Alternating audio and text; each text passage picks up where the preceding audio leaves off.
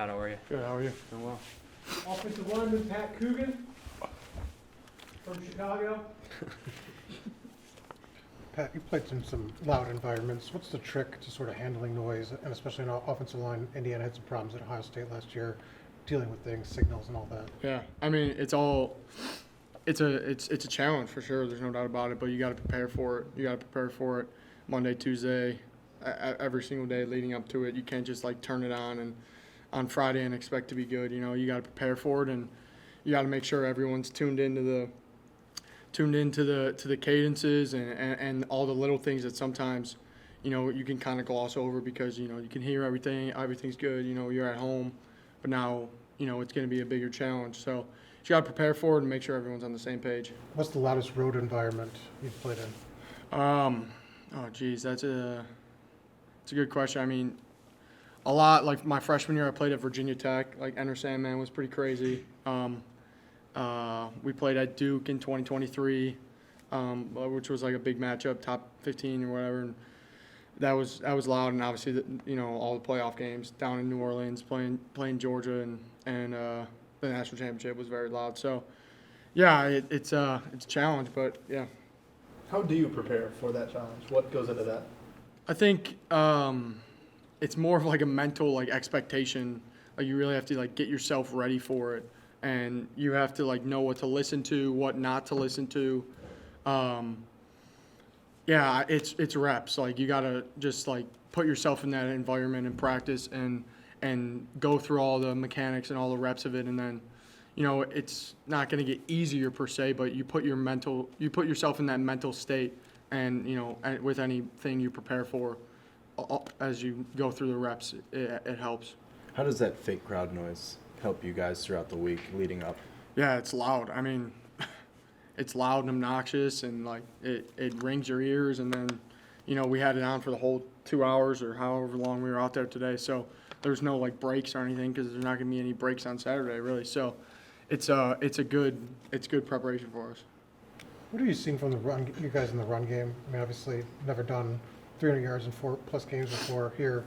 Just what have you seen? What's worked for you guys, and how have you guys been able to have that success consistently?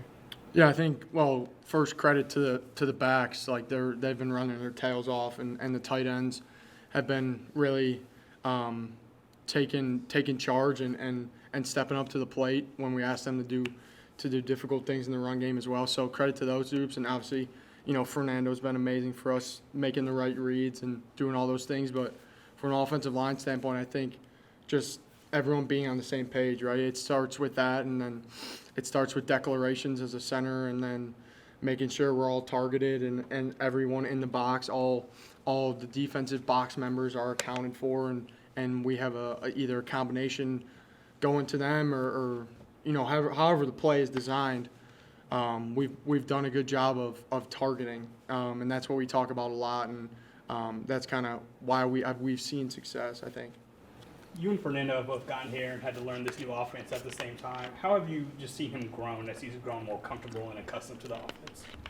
Yeah, I think like any super talented athlete, like reps are huge, right? Like just getting reps throughout the spring, getting reps throughout the summer, like him and his brother were out there just throwing every single day in the summer. I'm like, oh my God, this is crazy. But like it's paying off, right? Like those guys are super dedicated, and they're seeing the fruits of their labor, and I know they're not satisfied as well. So because those kids are just hard workers, man.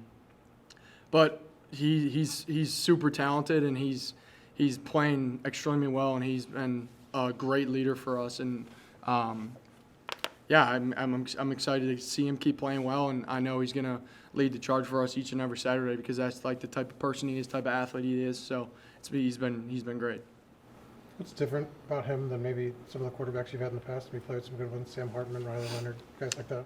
Yeah, I mean it's each person is so unique, right? Like each skill set is so unique, and I think that's been cool to see in my journey, like meeting new people and just being around different types of quarterbacks.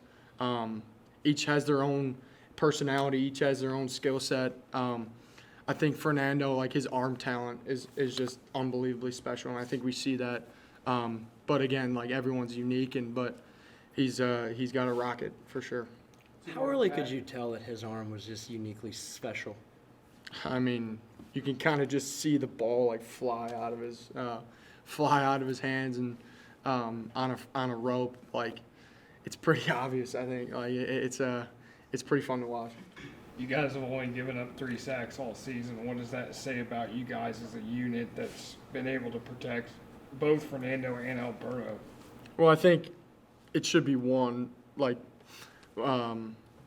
first of all, I didn't do a good job of declaring the box on that first one on Saturday, so that's 100% on me. That was a cheap one. That should have never happened. And then the second one should have never happened as well. So we got to take 3 is still too many. We have to take better pride in protecting the quarterback and just finishing those protections and making sure we're all on the same page before we even start to play, like declaring the box, like I said. So that one was 100% on me, and we all have to be better in finishing those protections for sure. Thanks, Pat. Thank you. Thank you, guys.